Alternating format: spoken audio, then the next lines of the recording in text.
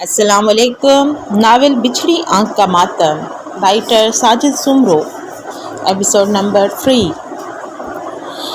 اس باصلاحیت T V producer دوست نے کب کس وقت ان خالی جگہوں کو بھرنا شروع کر دیا اس کا پتہ بھی نہ چلا، لیکن تم دونوں کو پتہ تھا اور تم دونوں ایک آدمی کو بے خبر رکھ کر قتل کر رہے تھے۔ تخلیق اپنے تخلیق کار سے منہ موڑ رہی تھی۔ بالآخر میں پھٹ پڑا، مجھے کیوں قطرہ قطرہ قتل کیا جا رہا ہے؟ تم میرے پہلو سے اٹھی اور میرے دوست کے پہلو میں جا کر بیٹھ گئی۔ مجھے یکدم موت آ گئی۔ تخلیق ٹوٹنے سے تخلیق کار کیسے ٹوٹتا ہے؟ ایک عرصے تک میں اس احساس کو محسوس کرتا رہا اور ٹوٹتا رہا۔ میرے لیے دنیا تاریک ہو چکی تھی۔ زندگی کوئی مقصد نظر نہ آتا تھا۔ ان دنوں مجھے یوں لگتا جیسے سب کچھ ختم ہو چکا تھا۔ اب زندہ رہنے کا کوئی فائدہ نہیں تھا۔ چوٹ اس قدر شدید تھی کہ مجھے اس سے اپنے بچنے کا کوئی توقع نہ تھی، اور اس پر یہ تکلیف، وہ احساس کہ اب اگر بچ بھی گیا تو زندہ رہ کر کیا کروں گا۔ میں اکثر سوچتا تھا، آخر اب تک قیامت کیوں نہیں آئی؟ ایسے میں نے اپنے سر پر شفقت بھرا ایک ہاتھ محسوس کیا۔ نرم و ملائم لہجے میں کوئی مجھ سے مخاطب تھا۔ راحتیں اور بھی ہیں وصل کی راحت کے سوا۔ دھندلی آنکھوں سے میں نے غالب کو اپنی طرف بڑھتے ہوئے پایا۔ عشرت قطرہ دریا میں فنا ہو جانا ہے۔ لتا کی نشیلی آواز میری بصارت سے ہوتی ہوئی گوشہ پذیرت کو روشن کرتی چلی گئی۔ چھوڑ دی ساری دنیا کس کے لیے؟ یہ مناسب نہیں آدمی کے لیے۔ تن مردہ میں جان سی پڑ گئی۔ میں نے اپنی رگوں میں زندگی کی دوڑتے ہوئے محسوس کیا۔ ایک طرف سے ہجر نے میرا ہاتھ تھاما اور دوسری طرف سے قلم نے۔ میں نے اندر ہی اندر وجود کی کرچیوں کو سمیٹتے ہوئے محسوس کیا۔ مجھے لگا کہ میں اپنے پیروں پر کھڑا ہونے لگا ہوں۔ زندہ رہنے کا مقصد مل گیا۔ میں زندگی کی طرف لوٹنے لگا۔ زخم مندمل ہونے لگا۔ ہم دونوں دن پھر میں اس ترشتا ہوں، ٹینوں، جھڑکیوں اور گالیوں کی آوازوں سے۔ رات ہوتی ہے، وہ یہ سارے اوزار مجھ سے لے لیتا ہے اور مجھے تراشنے لگتا ہے۔ دیمک بھی لگ جائے تو خاک کر دیتی ہے ہمیں۔ سب روگ لگے مگر مٹی گیلی ہی رہی۔ آنسو۔ جب محبت پر آخری غسل فرض ہو جائے گا، ہم دل کشتی میں سوراخ کر کے وہ سارا نمک بدن سے باہر پھینک دیں گے جو پانی کو آنسو کر دیتا ہے۔ ہاسٹل کے کمرے میں تنہائی اوڑھے میں یہ احساس بے رنگ ڈائری میں بو رہا تھا کہ عسکر دار دروازے پر دستک دے کر کمرے میں داخل ہوا تھا۔ کمرے میں بے ترتیبی دیکھ کر اس کی آنکھوں میں افسردگی اتر آئی تھی۔ وہ میرے سامنے پڑے ہوئی کرسی پر بیٹھ گیا۔ عسکر میرے ان دوستوں میں سے ایک تھا جو دل کے دھڑکنیں گننے کے فن سے واقف تھے، جنہیں دکھ بتانے نہیں پڑتے تھے، جو محبتوں کے آرکیٹیکچرز ہوتے ہیں، جان مارشل ہوتے ہیں، دوستوں کے وجود کے اندر گمشدہ کھنڈرات کو پہچان لیتے ہیں، ان کی بھیڑ موجودہ موہن جو دڑوں کو دریافت کر لیتی ہے۔ عسکر بھی انہی محبتوں کے آرکیٹیکچرز میں سے تھا۔ ہمارے من کے مسافر ایک ہی تھی۔ تمہیں وہ یاد تو آتی ہوگی؟ عسکر نے میرے دل کی دھڑکنیں گننے کی کوشش کی۔ نہیں، کیا واقعی؟ اس سے حیرت سے پوچھا۔ مسکراہٹ میرے لبوں پر پھیل گئی۔ یاد تو وہ آتی ہے جو کسی لمحے فراموش ہو جائے۔ ہر لمحہ روح میں بسے رہنے والوں کو یاد کبھی دل سے محور نہیں ہوتی۔ عسکر نے کرب کی گہری سانس لے کر دل کے بنجر صحن میں چھوڑ دی، جہاں سوائے یاد کے دکھوں کے چھوٹے بڑے جھاڑیوں کے اور کچھ نہ تھا۔ وہ پھر بولا، میں نے تم سے کہا تھا کہ اس سے دوستی اس قدر نہ بڑھاؤ کہ محبت کا روپ دھار لے۔ مجھے خاموش دیکھ کر وہ پھر بولا، میں نے تم سے بھی یہی کہا تھا کہ محبت اور دوستی کے الگ الگ مفہوم ہیں، جبکہ ہم لوگ اکثر دوستی کی پگ ڈنڈی پر چلتے چلتے محبت کے اندھے کنویں میں اتر جاتے ہیں۔ ہاں یاد ہے، میں نے اپنی پیشمان نظریں اس کے چہرے پر ڈالتے ہوئے کہا۔ مثبت جواب یا کہ اس کی ہمت بڑھے اور بولا، تمہیں تو میری پھر ایک اور بات بھی یاد ہوگی۔ مجھے تمہاری ہر بات یاد ہے، کہو تو ایک ایک کر کے دہراؤں۔ مجھے تو اس کی بھی وہ ہر بات یاد ہے جو اس نے ابھی کہنی تھی، اور وہ بھی جو اس نے ابھی سوچی ہی نہ تھی۔ یہ کیسے ممکن ہے تمہیں ان کہی اور ان سوچی باتیں بھی یاد ہوں؟ اس نے سوال کو حیرت سے کھائی میں پھینک دیا۔ یہ ممکن ہے، مگر تم یہ بات نہیں سمجھ سکتے کہ محبت کی روشنی ذات کی کتنی پرتوں کو روشن کر دیتی ہے۔ اصغر کی باتیں میرے چہرے پر کرپ بن کر پھیلنے لگی تھی، جس کو اس نے محسوس کر لیا تھا۔ وہ بولا، تم خود کو اتنی اذیت کیوں دے رہے ہو؟ کیوں سارا دن اس کی باتیں جمع کرتے رہتے ہو؟ دیکھو تم نے کس قدر اس کی باتیں اپنے چہرے پر جمع کر لی ہیں کہ تمہارے چہرے کی چاندنی اب تمہارے بالوں میں اتر رہی ہے۔ اپنی آنکھوں کو دیکھو، ان کی ساری چمک صاف پڑ گئی ہے۔ تم کو اس سے واقعی بہت محبت تھی؟ میں نے کہا، کیا تمہیں میرے چہرے اور خزال آنکھوں میں اس کی یاد کے دکھ نظر نہیں آتے، جنہیں میں لاکھ مٹانا چاہوں مگر مٹا نہیں سکتا؟ یہ ایسے الفاظ ہیں جو تقدیر کے چہرے پر پتھر کی لکیریں ہیں۔ وہ بولا، اگر تم کو اس سے واقعی اتنی محبت تھی تو تم نے جدائی کی خلیج کیوں بننے دی؟ اس کی طرح تم بھی یہ سمجھتے ہو میں نے خلیج بڑھنے دی؟ ہاں، تم ہی مجرم ہو، تمہارے سوا اور کوئی نہیں۔ کوئی اور کیوں نہیں؟ اس لیے کہ اگر تم چاہتے تو راہ کی رکاوٹوں کو عبور کر سکتے تھے۔ میں تو چاہتا تھا، تم چاہتے ہوگے، لیکن صرف چاہنے سے کچھ نہیں ہوتا۔ عمل کے دوزخ میں کود کر اسے گلزار کرنا پڑتا ہے، اور عمل صرف وہ لوگ کرتے ہیں جو مکمل ہوتے ہیں، اور تمہارے جیسے ادھ پیچیدہ لوگ نہیں کر سکتے، سوائے اس کے کہ آنکھوں میں اور چہرے پر یاد کے دکھ گائے کرب کی فصل کاٹتے رہتے ہیں، دکھ کا عذاب سہتے رہتے ہیں، نارسائی کی آگ میں جلتے رہتے ہیں۔ پھر وہ نصیحت کے انداز میں بولا، اپنے بکھرے ہوئے وجود کو سمیٹ کر مکمل کرنے کی کوشش کرو۔ اگر تم اس میں کامیاب ہو گئے تو ہر وقت اس کی محبت پر ٹھنڈی چھاؤں کیے رہو گے۔ مبارک ہو۔ میرے دوست نے جب میں نے خیز نگاہوں سے میری طرف دیکھتے ہوئے مسکرا کر کہا تو میں نے دیکھا کہ اس کی آنکھوں میں بھی شرارت مسکرا رہی تھی۔ کس بات کی مبارک؟ میں نے حیرت سے پوچھا۔ کہنے لگا، اگر کبھی تمہاری اس سے شادی نہ ہوئی ہوتی تو میں تم سے کہتا کہ ماموں بننے کی مبارک ہو۔ اب صرف اتنا کہہ سکتا ہوں کہ مبارک ہو، وہ کسی اور کے بچے کی ماں بن گئی ہے۔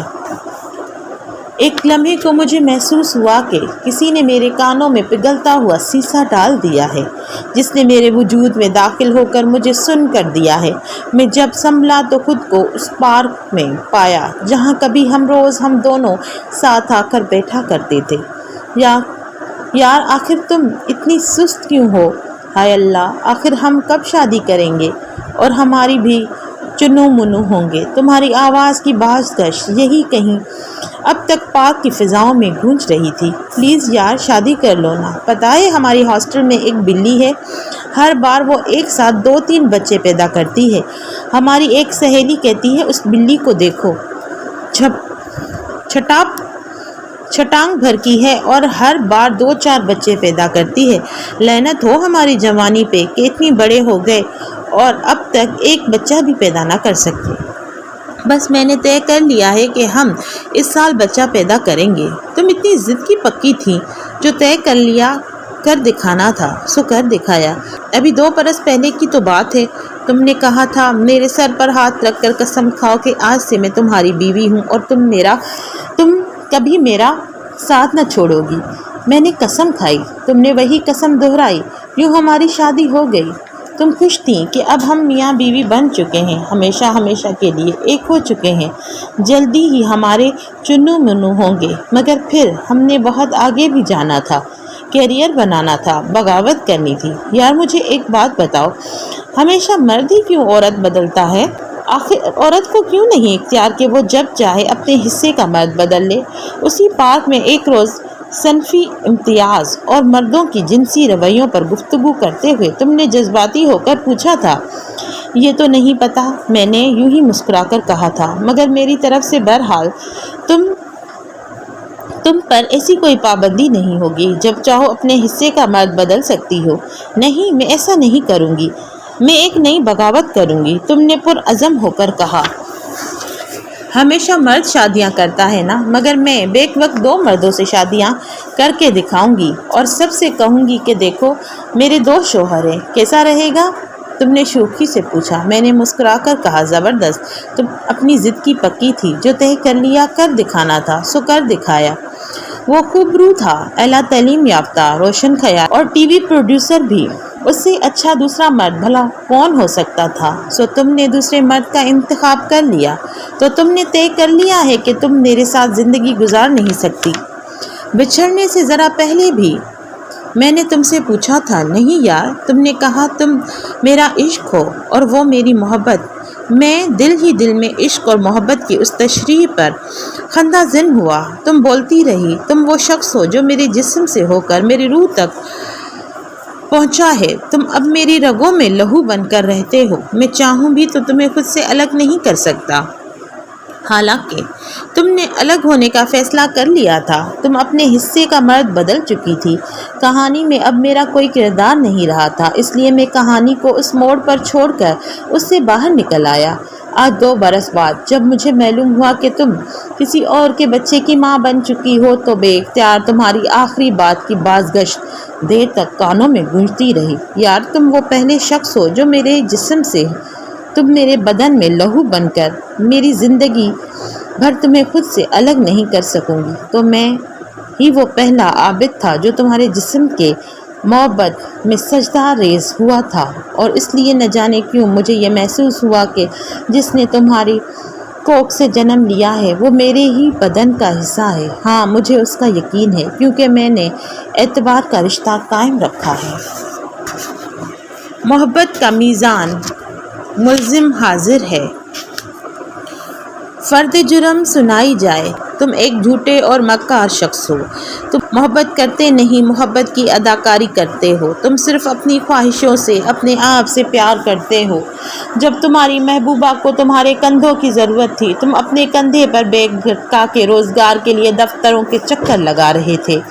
جب تمہاری محبوبہ کے تمہاری ہتھیلیوں پر اپنا چہرہ رکھ کر رونے کی ضرورت تھی، تمہارے ہاتھ قلم کی کدال چلانے میں مصروف تھے، تمہاری انگلیاں محبوبہ کے نرم رخساروں پر گدگدی کرتیں، تمہارے بے اعتنائی پر اس کی خوبصورت نشیلی آنکھوں سے بہنے والے آنسو کو پوچھنے کی بجائے ادب کے نام پر صفحے سیاہ کرنے میں لگی رہیں۔ تمہیں ساری دنیا کے دکھ نظر آتے ہیں، مگر اپنے معصوم محبوبہ کی تکلیف نظر نہیں آتی۔ توجہ ضرور، منشا اور ذمہ داری محبت کے ان شرائط میں ہے تم کسی شرط پر پورا نہیں اترے۔ تمہیں جتنی محبت دی گئی تم نے خود کو اس کا اہل ثابت نہیں کیا، سو تم سے ساری محبتیں واپس لی جاتی ہیں، اور تمہاری سزا یہ ہے کہ تمہاری جگہ جو بھی محبت کے ان شرائط کو پورا کرے گا، تمہارے حصے کی باقی محبت اس کو سونپ دی جائے گی۔ مجرم نے اقبال جرم کر لیا، سزا شروع۔ کہانی ختم۔ ایسے میں کہیں سے کہانی نے آ کر میرا ہاتھ تھاما اور میرے کان میں سرگوشی کی۔ اختتام نہیں، یہ تو صرف ایک موڑ ہے، اصل قصہ تو اب شروع ہے۔ یاد ہے تمہیں؟ ماروی ہاسٹل کے سامنے والے لان میں بیٹھی تم میرے لیے چائے بنا کر لائی تھی۔ چائے میں چینی کی مٹھاس کم، تمہاری محبت کی مٹھاس زیادہ تھی۔ لان کے ایک کونے میں سالوں سے خستہ حال کھڑی ہوئے گھمبے کے ادھمرے روشنی پر پتنگے منڈلا رہے تھے۔ تم نے کہا تھا پتنگا تو موت کی تشنگی کے لے کر پھرتا ہے۔ میں بولا یہی تشنگی تو اس کی زندگی ہے۔ تم نے کہا تھا کبھی کبھی تم بھی مجھے ایسا پتنگا لگتے ہو جو بجھتے ہوئے شمع کے کنارے پر بیٹھ کر تشنگی کا آنسو لکھتا ہے۔ میں نے کہا تھا میرے اندر بہت پیاس ہے، صحرا کی پیاس جو منزل کے واٹر یا بارش کی چند بوندوں سے نہیں بجھ سکتی۔ مجھے جنگلوں کو جل تھل کر دینے والی بارش چاہیے۔ میرے اندر کا صحرا نہ جانے کب سے اس بارش کے انتظار میں ہے۔ کبھی کبھی یوں لگتا ہے کہ شاید میرے مقدر میں لکھی ہوئی تم ہی وہ گھٹا ہو جو مجھے جل تھل کر دے گی۔ تم میرے من پر چھائے ہوا گرمن کی صحرا میں تم میرے ساتھ سفر کرو تو میرے دل میں خوش رنگ پھول کھلیں گے، نئی زندگی تتلی بن کر رقص کرے گی۔ اگر ایسا ممکن نہیں تو میرے لیے موت کا موسم تجویز کرو۔ تم نے کہا تھا تم صرف زندگی اور خواب کی باتیں کرتے ہوئے اچھے لگتے ہو۔ کیوں موت کی آہٹ سنتی ہو؟ میں نے تمہاری جھیل جیسی گہری آنکھوں میں دیکھ کر کہا تھا، جب بھی آنکھیں نیند میں ڈوبنے لگتی ہیں تو کوئی انجانی آہٹ کچھ نیند کے سارے خواب بکھیر دیتی ہے، اور یہ بکھرے ہوئے خواب رات بھر آنکھوں کو اور آنکھیں نیند کو ترستی ہیں، اور مجھے یوں لگا جیسے میری موت کے کنارے زندگی کا سفر کر رہی ہوں۔ یہ کیسی زندگی ہے جو ہر لمحہ موت کی آہٹ سنتی ہے؟ تم نے کہا تھا مگر تم تو زندگی کے سائے میں موت کا سفر کرتے ہو۔ میں نے کہا، کچی نیند میں ٹوٹے ہوئے خواب کا بوجھ اٹھا کر محبت کی واپسی کا سفر بہت کٹھن اور کبھی کبھی ناممکن ہو جاتا ہے۔ ایسے میں زندگی اور موت دونوں ساتھ ساتھ سفر کرتی ہیں۔ تم بولی تھی تمہاری آواز اور تمہاری باتیں میری آنکھوں کو نیند سونپ جاتی ہیں، اور پھر میں تمہارا خواب دیکھتی ہوں، تمہاری خوشبو اوڑھ کر خود سے شرماتی ہوں، اور دن بھر ہر ایک سے آنکھیں چراتی پھرتی ہوں، اپنے آپ کو چھپاتی پھرتی ہوں، کہیں میری آنکھوں میں جاگتا تمہارا خواب اور میری روح پر لکھے تمہارے احساس کی خوشبو کوئی پڑھ نہ لے۔ میں نے کہا تھا، خواب اور خوشبو تو دور ہی سے اپنا پتہ دیتی ہیں، پھر انہیں چھپانے کا فائدہ؟ میں نے کہا تھا، کبھی کبھی مجھے یوں لگتا ہے جیسے تمہاری محبت میری آنکھوں کے کنارے اترا ہوا کچے نیند کا خواب ہے، ہوا کی آہٹ سے ٹوٹ جائے گا اور پھر زندگی بھر میری آنکھیں نیند سے خفا رہیں گی۔ میں نے کہا تھا، شاید تم ٹھیک ہی کہو، ادھوری باتوں اور کچی نیندوں میں ٹوٹے ہوئے خوابوں کو چھپا کر رکھنا بھی بہتر ہوتا ہے، ورنہ لوگ زندگی گواہ اور مشکل بنا دیتے ہیں۔ تم نے کہا تھا، لوگوں کی بات مت کرو، ہم خود ہی اپنی زندگیوں کو مصلحتوں کی آڑ میں مشکل بنا لیتے ہیں، ورنہ زندگی سے آسان اور سیدھا راستہ کوئی نہیں۔ ہم زندگی نہیں گزارتے بلکہ زندگی اپنے سفر کی تھکان ہمارے روح کو سونپ جاتی ہے۔ میں نے کہا تھا، لوگوں کی بات مت کرو، ہم خود ہی اپنی زندگی کو مصلحتوں کی آڑ میں مشکل بنا لیتے ہیں، ورنہ زندگی آسان اور سیدھا راستہ کوئی نہیں۔ ہم زندگی نہیں گزارتے بلکہ زندگی اپنے سفر کی تھکان ہمارے روح کو سونپ جاتی ہے۔ میں نے کہا تھا، محبت تو راہ چلتے اچانک کہیں ملتی ہے، مگر زندگی اسے پہچان نہیں پاتی۔ کبھی زندگی کے ننگے پاؤں تیز دھوپ میں پتھر صحرا کا سفر کرتے ہیں، اور کبھی تیز بارشوں میں جنگل کے ویران پگڈنڈیوں کے کنارے محبت کی خوشبو ڈھونڈتے ہیں، مگر یہ خوشبو تو خواب کنارے بسنے والی ایک آواز ہے جو من کو بہار کا موسم دیتی ہے، اور یہ آواز ہر کوئی نہیں سن سکتا، شاید تم سن سکو۔ تمہاری کانچ جیسی آواز میں دکھ اتر آیا تھا۔ تم نے کہا تھا، میں نے یہ آواز سن لی ہے اور میں اسے اپنے پلو میں باندھ لینا چاہتی ہوں، مگر ڈرتی ہوں نہ کہیں یہ آواز بھی کچی نیند کا خواب نہ بن جائے۔ اس سے پہلے بھی ایک بار کچی نیند کا خواب ٹوٹ گیا تھا، اور پھر ایک مدت تک میری آنکھیں نیند سے خفا رہی تھی، شاید اس دفعہ بھی ایسا ہی ہونے والا ہے۔ میں نے کہا تھا، تم ایسی باتیں کیوں سوچتی ہو اور دوسرے کے بنائے ہوئے رستوں پر کیوں چلتی ہو؟ اپنا راستہ خود بناؤ جو تمہاری روح کو محبت سے اور آنکھوں کو نیند سے ملا دے۔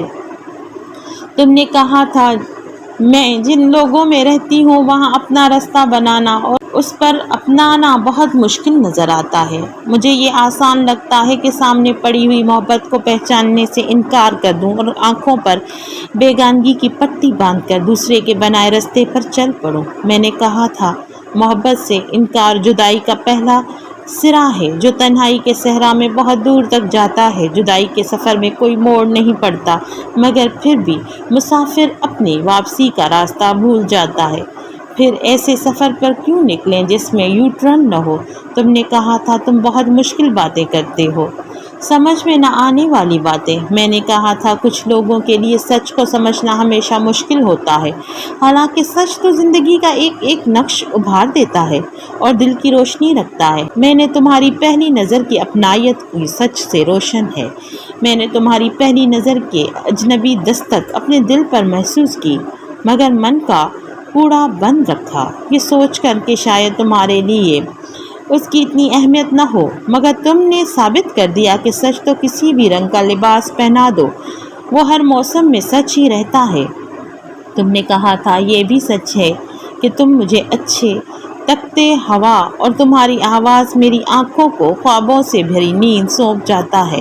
مگر یہ بھی سچ ہے کہ ہم ایک ہی روٹ کے مسافر ہیں مگر منزلیں الگ الگ ہیں۔ غیر کے نئی تفہیم، میں نے کہا، بزم ناز غیر سے تھمتی چاہیے۔ ایک روز وہ چپکے سے اٹھ کر چل دی۔ مالی نے دیوار پر لکھ دیا، پھول توڑنا منع ہے۔ کاش خدا بھی سینے پہ لکھ دیتا، دل توڑنا منع ہے۔ 17 اپریل، یونیورسٹی میں تمہارا پہلا دن۔ ہمارے کلاس فیلوز نے تم سے میری طرف اشارہ کرتے ہوئے کہا، یہ ہمارا کلاس کا سب سے ہوشیار لڑکا ہے۔ تم نے ناک منہ چڑھاتے ہوئے کہا، مجھ سے بھی زیادہ ہوشیار؟ اچھا دیکھیں گے۔ 19 اپریل، ہمارے درمیان پہلا مکالمہ ہوا، بات سے بات نکل چلی گئی۔ 24 اپریل، ہم زبان ہونے کے باعث ہم شناسا ہونے لگے۔ نوٹس لینے تو کبھی پڑھائی کے بہانے، بعد شناسائی سے دوستی کی طرف بڑھنے لگی۔ 5 مئی، تم میرے لیے نظم لکھ آئیں۔ دوستی میں تمہارے لیے شعر کہنے لگا، جس میں تمہارا ساتھ نہیں ہوگا مجھے وہ لمحہ گوارا نہیں ہوگا۔ 7 مئی، جب میں نے سینٹرل لائبریری میں تم سے عذرا مذاق اظہار محبت کیا، تم نے کیسے شرماتے ہوئے کہا، یار تمہیں پتہ ہے میں تم سے عمر میں کتنی بڑی ہوں؟ تمہاری سنجیدگی پر میں کہا لگا کر ہنس دیا تو تمہارے معصوم سے چہرے پر کیسی حیرت اور خوف کے سائے لہرائے تھے، اور پھر تم نے اس مذاق کو حقیقت کا روپ دے دیا۔ 12 مئی، تم میرے لیے دوستی کے پہلے تحفے کے طور پر پیلا گلاب لے کر آئی تھی۔ 28 مئی، ماروی ہاسٹل کے باہر پیڑ تلے چاند کی طرف آہ بھرتے ہوئے جب میں نے اپنے بچپن کی محبوبہ کو یاد کیا تو تم نے کہا، یار میری خواہش ہے کہ ایک روز تم اس طرح کسی پیڑ تلے کھڑے ہو کر چاند کو دیکھ کر مجھے یاد کر کے آہ بھرو، اور ایسا میں کر کے رہوں گی۔ 1 جون، چھٹیاں ہونے کے بعد شاگرد برادری نے تھیلا بیگ اٹھایا، تحریک کے ساتھ بستر گول تحریک بھی شروع کر دی۔ 15 اگست، پہلی بار بارش میں سنگ بھیگنے کے بعد تمہارے لمس کو چھو کر دیر تک کپکپاتا رہا۔ 17 اگست، پہلی بار ناراض ہوئے اور تم نے کہا، آئندہ ناراض ہوئے تو میرا مرا ہوا منہ دیکھو گے۔ 30 ستمبر، پیلا گلابوں کی جگہ سرخ گلاب نے لے لی۔ 26 نومبر، پہلی بار عید بے رنگ سی لگی اور میں نے کہا، جب بھی آئی تمہیں مجھ سے دور لے جائے گی۔ جب بھی آئی تمہیں مجھ سے دور لے جائے، اس کو عید کہتے ہیں تو کبھی نہ آئے۔ 3 جنوری، تم نے میرے لیے ڈائری خریدی اور اس پر لکھا، ڈیئر اینڈ سویٹ۔ میں نے یہ ڈائری ابھی بھی خریدی ہے اور ہر بار کی طرح آج بھی میرے ساتھ وہی مسئلہ ہے، میں کیا لکھوں؟ جلدی میں جو کچھ لکھ رہی ہوں اس پر ہنسنا منع ہے، صرف مسکرانے کی اجازت ہے، کیونکہ جو لکھ رہی ہوں یہ ابھی بھی واردات ہوا ہے، اس لیے غلطی قابل معافی ہے، کیوں ہے نا؟ تیرے بن جو گزری ہیں دن رات بے کیف ہیں یہ زندگی کے سب سے لمحات، میرے پلکوں پر ٹوٹے ستاروں کے سوار، تم بن ادھورے جواب، ادھورے ہر بات، آ بھی جا میرے محبوب کہ تم بن ہمیشہ سے ہمیشہ تک، تمہاری سونا۔ 22 جنوری، پہلی سردی ہم نے ساتھ گزاری، ایک دوسرے کے گود میں سر رکھ کر، اور تم نے کہا، کاش میری زندگی کا ہر موسم اسی عالم میں گزرے۔ 29 فروری، گھر میں خاندان میں میرے رشتے کی بات چلی اور تم بیمار پڑ گئی۔ 1 مارچ، یونیورسٹی کے ٹور کے دوران ایک لڑکے سے تمہارے موضوع پر جھگڑے کے دوران جب میں نے غصے میں آ کر کہہ دیا، تم میری منگیتر ہو، اور یوں اس روز سے ہم علی اعلان منگیتر ہو گئے، تم خوشی سے پھولے نہیں سمائی۔ 4 مارچ، پہلی بار تم نے مجھے احساس دلایا کہ میں نے اس تاریخ کو جنم لیا تھا تم سے ملنے کے لیے۔ 14 ستمبر، مجھ سے ابھی اور اسی وقت شادی کر لو، ابھی؟ تم نے میرا ہاتھ پکڑ کر اپنے سر پر رکھا اور کہا، بولو کہ تم مجھے بیوی کے طور پر قبول کرتے ہو، کھاؤ میرے سر کی قسم۔ میں نے قسم اٹھائی، پھر تم نے ہاتھ میرے سر پر رکھ کر کہا، میں نے قسم کھاتی ہوں کہ میری زندگی میں تمہارے علاوہ کوئی نہیں آئے گا۔ آج سے تم میرے شوہر ہو۔ یوں ہماری شادی ہو گئی۔ 5 دسمبر تم نے شرط لگائی ایک ساتھ سونے کی۔ ایک ہی شرط ہے کہ مجھے MA کے امتحان میں پہلی پوزیشن حاصل کرنی ہے، اور میں نے کہا تم ساتھ رہو تو ہر جگہ اول آ کر دکھاؤں گا۔ اسے MA شم اس کے کیا اوقات ہے۔ 2 مئی MA کا رزلٹ آ گیا۔ میں نے پہلی اور تم نے دوسری پوزیشن حاصل کی۔ ہم جیت گئے، زمانے کی مات ہوئی۔ 10 مئی ہم نے مل کر شاہ لطیف بھٹائی کے دربار پر حاضری دی۔ میں دل کھول کر رویا اور تم نے وہاں اپنے ملن کا دھاگا باندھا۔ 17 مئی میری شدید خواہش پر میرے نئے دوست اور مستقبل کے رقیب سے تمہاری پہلی ملاقات۔ 25 مئی تمہارے اصرار پر بالآخر میں نے گھر والوں کو راضی کر لیا اور تمہارے رشتہ مانگنے تمہارے گھر آئے۔ تمہارے باپ نے ان کو کہا ہم خاندان سے باہر شادی نہیں کرتے، آپ دوبارہ آنے کی غلطی نہ کریں۔ 19 اگست میں اور میرا دوست رقیب شہر سے باہر تم سے دور تھے۔ میں ہر حال میں تم تک پہنچنا چاہتا تھا۔ اس روز تمہاری سالگرہ ہے۔ دوست نے مجھ سے کہا ایک دن بعد بھی سالگرہ منائی جا سکتی ہے، اور یہ تو ویسے بھی سانحے کا دن ہے۔ اس روز خوشی کیسی؟ میں نے بات مان لی۔ پہلی بار میں تمہیں سالگرہ کی مبارکباد نہ دے سکا، اور جس نے مجھے خوشی منانے سے منع کیا اس نے اس رات 12 بجے ہی تمہاری موبائل پر سالگرہ مبارک کا پیغام بھیجا۔ ہمارے بیچ خلیج کی پہلی اینٹ رکھ دی گئی اور میں اس سے بے خبر رہا۔ 14 ستمبر فاصلے بڑھنے لگے۔ 1 اکتوبر تم نے میرے دوست کو مجھ سے چوری چھپے اپنے گھر والوں سے ملوایا۔ 3 برس کے ساتھ میں یہ تمہاری پہلی چوری تھی۔ میں اس سے بے خبر رہا۔ مجھ پر جھنجھلاہٹ طاری ہونے لگی۔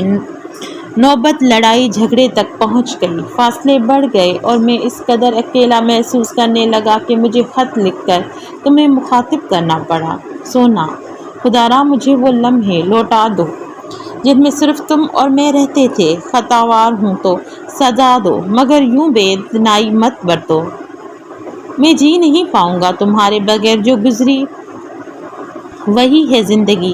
کہاں جن لمحوں میں تم سنگ نہیں ہوتی، ان لمحوں کو کبھی گناہ ہی نہیں میں نے۔ تم بہتے ہوئے پانی کی طرح میرے اندر ہی اندر پھیل کے جذب ہو گئی ہو۔ تم میری رگوں میں دوڑتا ہوا خون ہو، میرے ہاتھ کی لکیر ہو، میرے ہونٹوں کی آخری دعا ہو۔ میں تمہارے بغیر ایک نامکمل ہوں، جسے خواہش کے بغیر دل ہوتے ہیں، جسے لوگوں کے بغیر گھر ہوتے ہیں، پرندوں کے بغیر گھونسلے ہوتے ہیں، اور روشنی کے بغیر آنکھیں ہوتی ہیں۔ میں ساری دنیا چھوڑ سکتا ہوں، مر سکتا ہوں، پر تمہارے بنا ایک سانس لینے کا تصور بھی نہیں کر سکتا۔ تم نے مگر کوئی توجہ نہ دی۔ 15 نومبر اپنی پریم کہانی اپنے منطقی انجام کے لیے ہمراہ رقیبان رواں تھے۔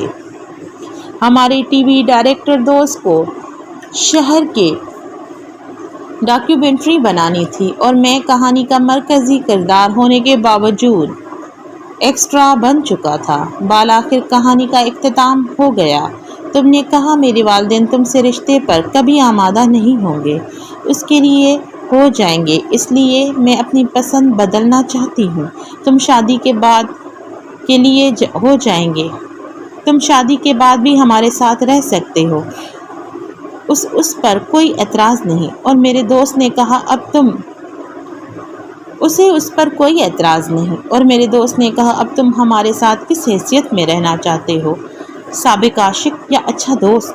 تو میں سابق ہو چکا تھا۔ یہ کہانی تو مگر تم نے لکھی تھی، اس لیے اس کے کرداروں کی حیثیت کا تعین بھی تمہیں ہی کرنا تھا۔ سو میں نے کہا پہلے یہ طے تو کر لو کہ اس کہانی میں میرا کردار کیا رہ گیا ہے۔ تم میرے پہلو سے اٹھ کر اس کے ساتھ جا کر کھڑی ہو گئی اور کہا تم میرا خواب تھے، یہ میری حقیقت ہے۔ میں ہار گیا، زمانے کی جیت ہو گئی، مگر عین اسی لمحے میں نے اس حقیقت کو محسوس کیا کہ میں تم سے عشق کرنے لگا ہوں۔ ایک عین تھی، پھر شین تھا، کچھ آگ تھی، کچھ راکھ تھا، ایک دشت تھا، ایک ہجر تھا، صحرا بھی تھا اور پیاس بھی، پھر ایک خلا بے انت سا، ایک بند گلی سا راستہ، ویراں تنہائیاں، پھر کاف تھا، پھر سارا منظر راکھ تھا، سب خاک تھا، سب خاک تھا۔ وقت کبھی یوں بھی ہو، کسی دن اگر کبھی جو صحرا میں ملے، میں ہزار لمحوں کو کھینچ کر یہ جو چلتا وقت ہے اس کو باندھ دوں۔ سنا ہے شادی کر لی تم نے؟ ہاں، تمہیں ان سپنوں کا کوئی خیال نہیں آیا جو ہم نے مل کر دیکھے تھے؟ خوابوں کے بارے میں سوچو تو یہ عمر بھر پیچھا نہیں چھوڑتے، اس لیے میں نے خواب دیکھنا ترک کر دیے تھے اور محبت کرنا بھی۔ محبت؟ تم مسکرا کر میری طرف یوں دیکھنے لگی جیسے ایک بچے نے تم سے کوئی عجیب سا سوال پوچھ ڈالا ہو۔ یا اللہ، بچھڑنے کے بعد لوگ اتنے خوبصورت کیوں لگنے لگتے ہیں؟ تم نے بولا، تمہیں نے تو کہا تھا کہ ہر انسان کے اندر ایک خلا ہوتا ہے جیسے وہ کسی نہ کسی نام سے پر کرنے کی کوشش کرتا ہے۔ بس اتنی سی ہی محبت کی حقیقت ہے نا؟ تو تمہارے اندر کا خلا پر ہو گیا۔ وہ تو تبھی ہو گیا تھا جب میں نے تمہیں چاہا تھا۔ ہاں، تھا کا مطلب تمہیں آتا ہوگا۔ تمہارے لہجے کی تلخی ایک دم سے تمہارے چہرے تک آ گئی۔ میں نے نظریں جھکا لیں۔ تم اس تلخ لہجے میں بول رہی تھی، یہ بھی تو تم ہی نے کہا تھا کہ محبت میں کبھی خالی جگہ نہیں چھوڑی جاتی، کوئی نہ کوئی آ کر اسے پر کر ہی دیتا ہے۔ تمہارے چھوڑے ہوئے خالی جگہ نہ بھی پر ہونا تو تمہاری چھوڑی ہوئی خالی جگہ نہ بھی پر ہونا تھا سو ہو گئی، مگر خالی جگہ کو کس غلط لفظ سے پر کیا جائے تو سوال غلط بھی ہو جاتا ہے۔ تم مسکرائیں۔ اف اللہ، اس کی مسکراہٹ کس قدر دل نشین ہو گئی تھی۔ تم نے کہا ہم میں سے اکثر لوگ غلط ناموں کے ساتھ صحیح زندگی بتا دیتے ہیں۔ تم رکی جیسے کائنات کی ہر شے تھم گئی، بھر کو جیسے کچھ سوچ رہی ہو۔ ایک دم تم پر پھر اداسی چھا گئی اور پھر ہر شے پر۔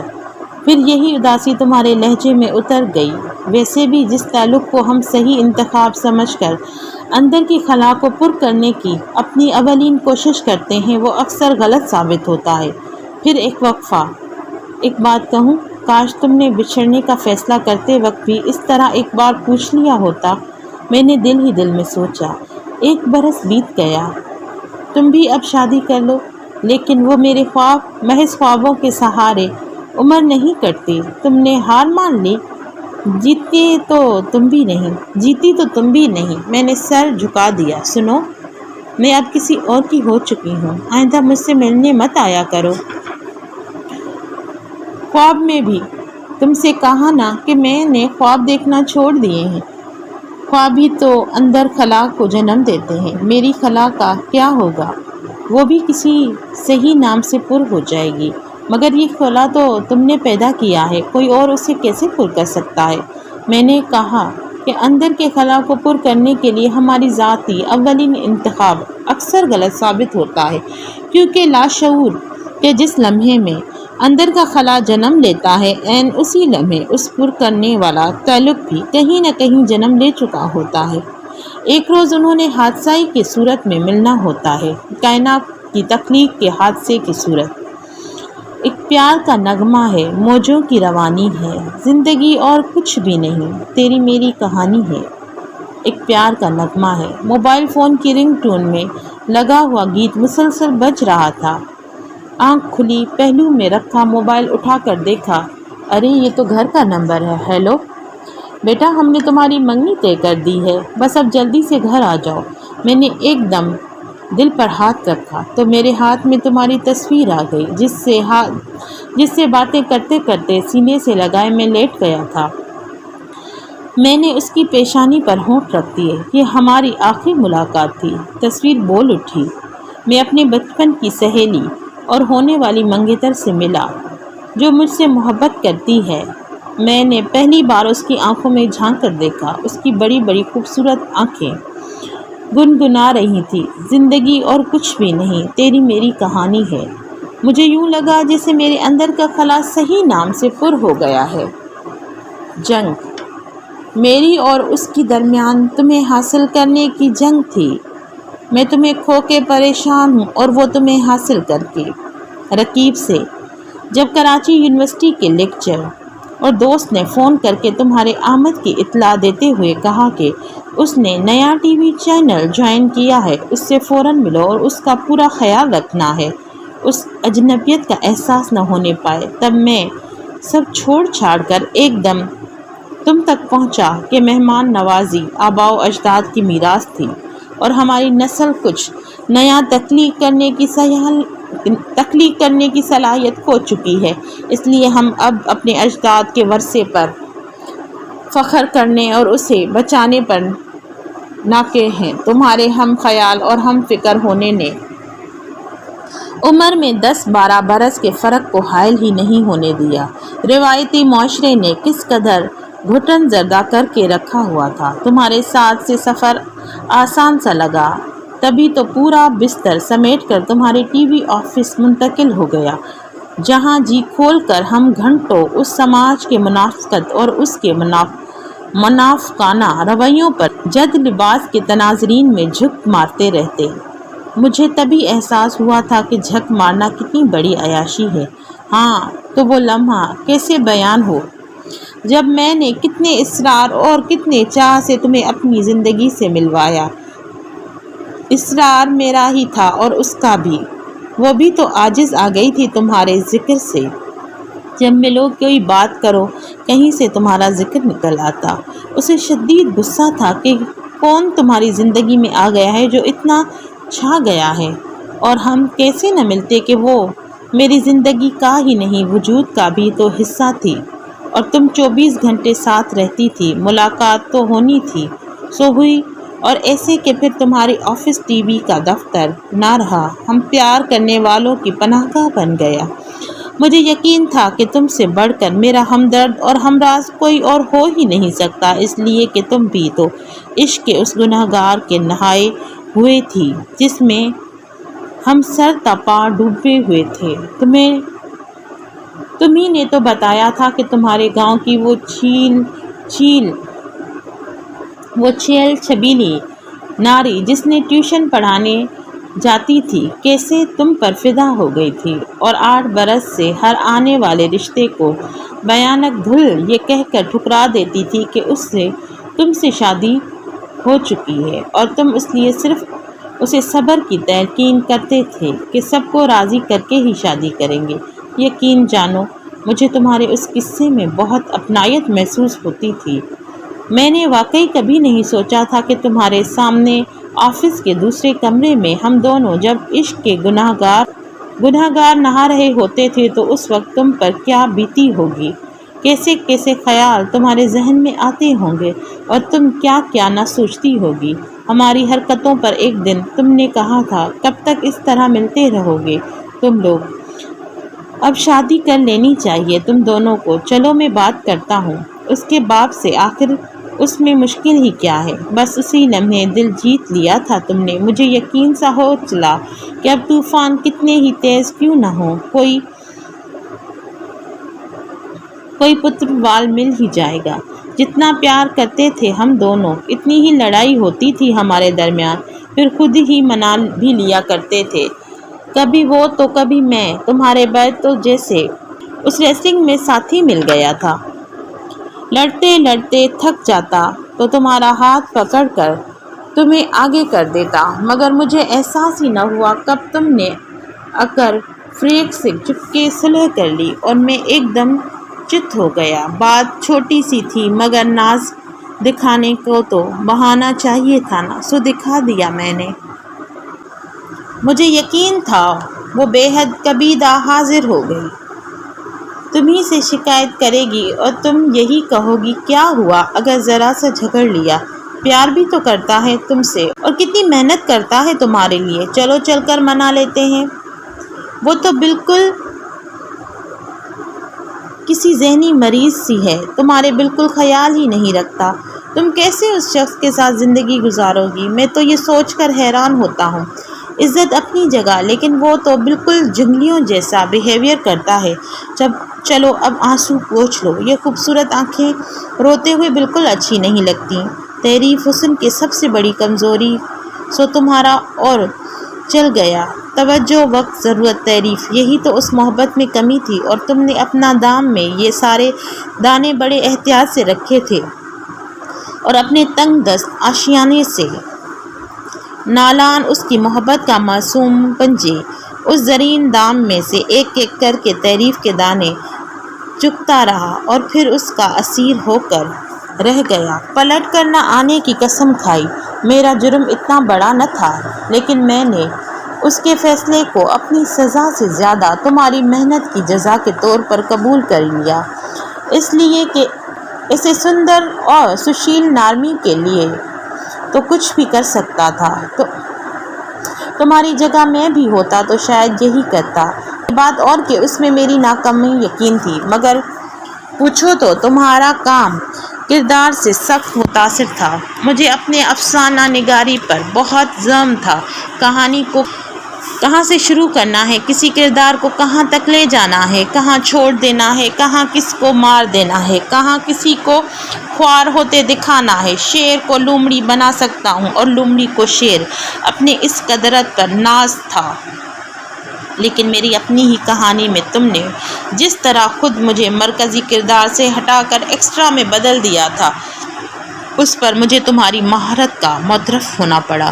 اور تمہیں تو اصل میں ہر پریم کہانی کا مرکزی کردار ہو۔ تم تو پیار کرنے والوں کو اپنی نالائکیوں اور ناکامیوں کا علم ہی کیسے ہو؟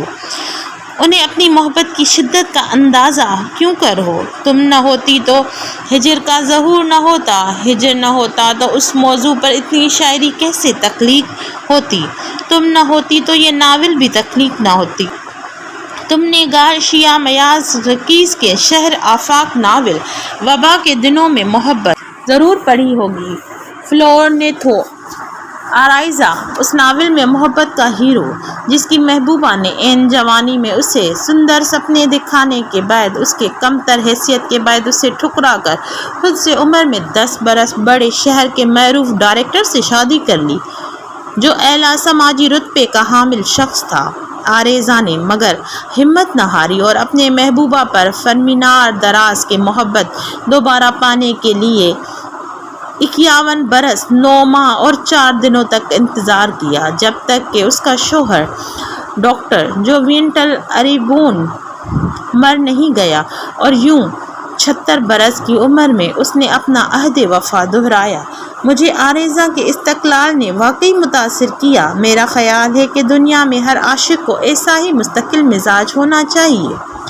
ویسے سماج اتبی کے علاوہ ان دونوں اور تم دونوں کے درمیان عمر و یکساں تفاوت بھی دلچسپ ہے۔ میں تجدید وفا کے لیے ذہنی طور پر 51 برس کا 9 ماہ 4 دن کے مختصر انتظار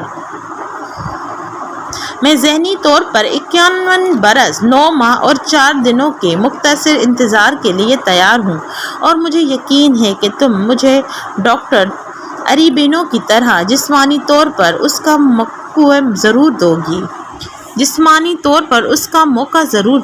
چلو چھوڑو ان باتوں کو، آؤ تمہیں مصطفیٰ زیدی کی ایک نظم سناتا ہوں، تمہارے لیے ہی لکھی گئی ہے۔ عزیز دوست، میرے ذہن کے اندھیرے میں تیرے خیال کے دیپک بھٹک رہے ہیں۔ ابھی کہاں سے ہو کہاں تک حیات آ پہنچی، اداس پلکوں پر تارے جھلک رہے ہیں۔ ابھی تیرے جمال کو احساس درد ہو کہ نہ ہو، مجھے پڑے ہیں ترانے ستار زخمی ہے۔ حیات سوگ میں ہے بے زبان دل کی طرح کہ نوجوان امنگوں کی ہار زخمی ہے۔ میرے رفیق، میرے رازداں، میرے ساتھی، میرے ذہن پر توجہ کی دعائیں دیتا ہوں۔ تجھے یہ رقص مسلسل کا دور راس آئے، تیری نگاہوں میں گاتا رہا یوں ہی افسوس، میرے شعور کے اس خامیانے دنیا کے قدر کے چال کو دل کے پکار سمجھتا تھا۔ یہ میری اپنی خطا تھی کہ بزم ہستی میں میرا خلوص سیاست کو پیار سمجھتا تھا۔ تیرا دماغ سلامت رہے کہ اس کے عرض تیرے حضور میں گل کائنات کے ساتھی، ابھی جو کل میرے دکھ درد کا مداوات ہے اور آج کل تیرے شریک حیات ہے ساتھی۔ اور نظم کا عنوان سنو گی؟ شطرنج۔ کیا ظالم کھیل ہے، پوری یکسوٹی چاہیے نا، ذرا سی توجہ ادھر ادھر ہوئی اور وہ باز گئی۔ جیسے تم نے میری بے توجہی کا فائدہ اٹھا کر میرے ہی مہرے کو میرے خلاف استعمال کر کے ایک ایسی ہی چال میں شہ دے کر مات دے دی۔ خیر، جو ہوا سو ہوا، تم سے کوئی گلہ نہیں۔ میں نے کہا کسی انگریز مصنف کا یہ قول پڑھا تھا کوئی تمہارے محبوبہ سے اگر شادی کر لے تو اس سے سب سے بڑا انتقام یہ ہے کہ اسے اس کے ساتھ رہنے دو۔ ہاں، اگر اجازت دو تو اپنی متاع حیات کے بدلے ایک چیز مانگ لوں تم سے۔ دیکھو، تم نے زندگی لے لی، پوچھنا تو دور بتایا تک نہیں۔ میں پوچھ کر مانگ رہا ہوں اور زندگی نہیں مانگ رہا۔ کچھ لوگ غلطی سے غلط بندھن میں بندھ جاتے ہیں، اس لیے ان کے ساتھ غلط ہوتا ہے۔ ہم میں سے کون غلط تھا، اب اس کا فیصلہ وقت پر چھوڑتے ہیں۔ اس جنم کے لیے تو یہ تعلق کافی ہے۔ تیرے ہجر کاٹے نہیں کٹتا، گزشتہ بہار سے اس خزاں تک کیا کچھ نہیں بدل گیا۔ سوچ، وقت، لہجے، چہروں کے تیور، سیاسی منظرنامہ، سب کچھ بدل گیا۔ اور ہاں، پودے جو تم نے لگائے تھے اب ان پر پھول کھلنے لگے ہیں۔ پھولوں کی ہوا سے گہری دوستی ہے۔ تیرے گھر کی ہوا اب تجھے مجھ سے دور خوشبو کے لمس دیتی ہوگی۔ ہجر کاٹے نہیں کٹتا۔ تیرے ہاتھوں کی رکھی ہر چیز پر گرد جمنے